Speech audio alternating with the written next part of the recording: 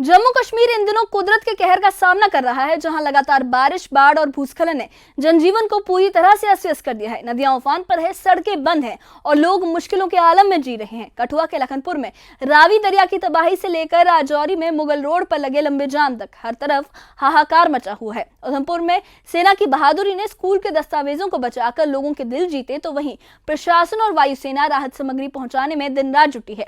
लेकिन सवाल यही है, क्या ये कोशिशें इस तूफानी मंजर को थाम पाएंगी?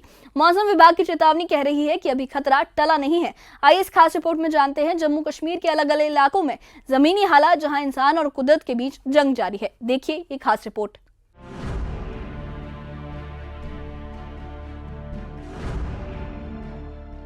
कठुआ जिले के लखनपुर में रावी दरिया ने तबाही मचाई है। पूर्व मंत्री और कांग्रेस नेता चौधरी लाल सिंह ने पंजाब सरकार पर लापरवाही का आरोप लगाया है। उन्होंने कहा कि अगर समय पर दरिया के गेट खोल दिए जाते तो ये नुकसान नहीं होता। उनका कहना है कि इस गलती का हर्जाना जिम्मेदार लोगों को भरना होगा और सरकार को तुरंत प्रभावित लोगों की मदद करनी चाहिए। तौर पे सारा कसूर, पहले मेन कसूर पंजाब गवर्नमेंट का है। सबसे कसूरवार अगर कोई है तो पंजाब गवर्नमेंट है। उसका बेसिक कारण ये है, आप नोट करोगे कि जब चमेरा डैम वालों ने इंफॉर्मेशन दी, किसको? रंजीत सागर डैम को, कि हम अपना पानी छोड़ने जा रहे हैं, पानी कंट्रोल से बाहर हो गया है। तो उन्होंने जब इनको मैसेज दिया तो इन्होंने नीचे मैसेज नहीं दिया। हालांकि ये एक ही डिपार्टमेंट है, ये थोड़ा मतलब है। एक तो पंजाब गवर्नमेंट का प्रेस्टिजियस और 60% पानी हमारा, माल हमारा खा के सौखे हो, हमारे लोगों को बर्बाद किया इन्होंने। राजौरी में भारी बारिश और लैंडस्लाइडिंग की वजह से मुगल रोड पर लंबा जाम लग गया। गाड़ियां घंटों फंसी रही और यात्रियों को परेशानी झेलनी पड़ी। इस बीच एसएसपी ट्रैफिक रूरल जम्मू गढ़ारी लाल मौके पर पहुंचे और उन्होंने कहा कि स्लाइडिंग की वजह से दूसरा रास्ता बंद हो गया है, जिसकी वजह से सारी गाड़ियां इसी रास्ते से जा रही हैं और जाम लग रहा है। उन्होंने बताया कि ट्रैफिक को बहाल करने के लिए पूरी कोशिशें की जा रही हैं। मूवमेंट पे जो है वो बाधा ना हो, लेकिन फिर भी उसके बावजूद भी कुछ जो गाड़ियों वाले हैं ये क्या करते हैं कि ये डबलिंग हो जाती है।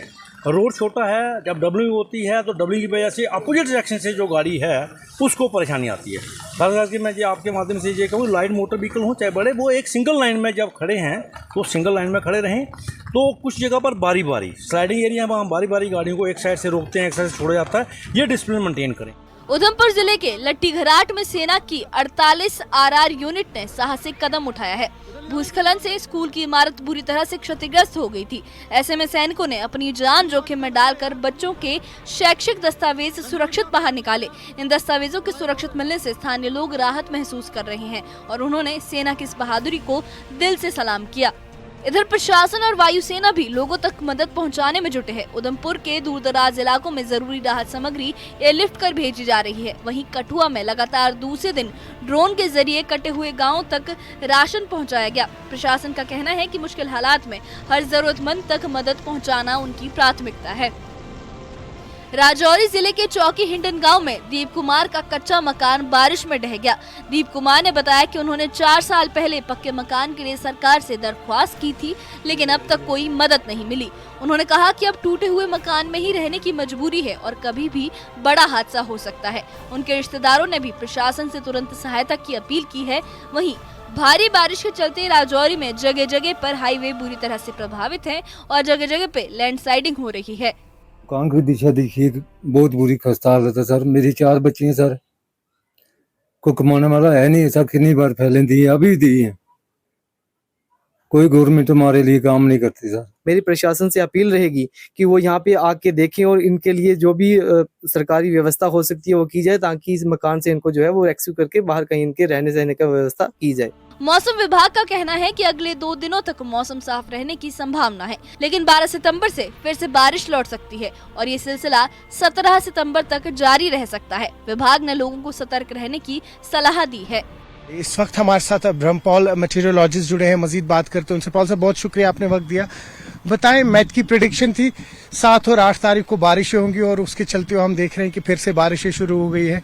घबराने की जरूरत तो नहीं है, पैनिक तो नहीं है, और आने वाला जो टाइम है क्या बता रहा है मौसम के हवाले से? जी बहुत बहुत शुक्रिया। जैसा कि आप जानते हैं कि 7 और 8 को पहले ही प्रेडिक्शन थी, light to moderate rain thunder shower हो जाएगी, जम्मू डिवीजन में मॉडरेट होगी और कश्मीर डिवीजन लाइट रेनफॉल होगी। ऐसा ही हुआ है।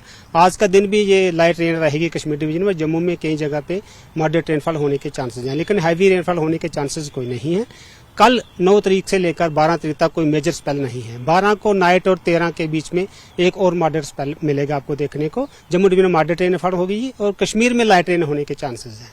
और सर इसके बाद अगर हम बात करें तो वाटर लेवल्स भी देखा काफी जगहों पे ऊपर आ गई है, हालांकि अब तो रिसीड हो रही है, लेकिन अगर इस तरह से बारिशें चलती रही तो कोई घबराने की जरूरत तो नहीं है?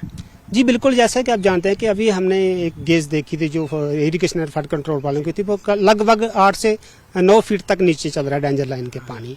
तो अभी तो इतना चांसेस नहीं है क्योंकि जो प्रेसिपिटेशन है बहुत कम होने के चांसेस हैं। जब प्रेसिपिटेशन कम होगा तो ऊपर से पानी भी कम होगा, थोड़ा बहुत लेवल बढ़ सकता है, लेकिन उतना डेंजर लाइन के ऊपर जाने के चांसेस बहुत कम है।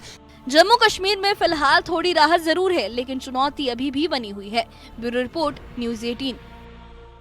जम्मू कश्मीर में कुदरत का कहर अब भी थमने का नाम नहीं ले रहा। भारी बारिश और भूस्खलन ने न सिर्फ सड़कों और मकानों को तबाह किया, बल्कि लोगों के हौसलों को भी तोड़ने की कोशिश की है।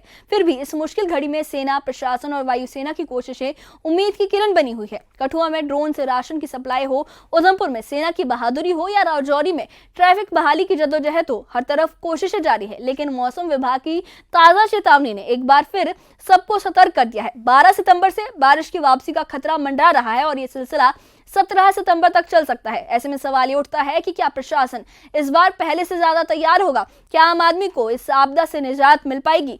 इस त्रासदी के बीच सबसे ज्यादा नुकसान उन गरीबों का हुआ है जिनके कच्चे मकान ढह गए और जिनकी पुकार अब भी अनसुनी है। इस वक्त यही अपील है कि प्रशासन जरूरतमंदों तक जल्द से जल्द मदद पहुंचाए। और आप इस मसले पर क्या सोचते हैं? हमें कमेंट बॉक्स में अपनी राय जरूर बताएं। और इससे जुड़े अपडेट्स के लिए और ऐसी ही खबरों के लिए हमारे चैनल के साथ बने रहिए। हमारे चैनल को सब्सक्राइब करिए। शुक्रिया।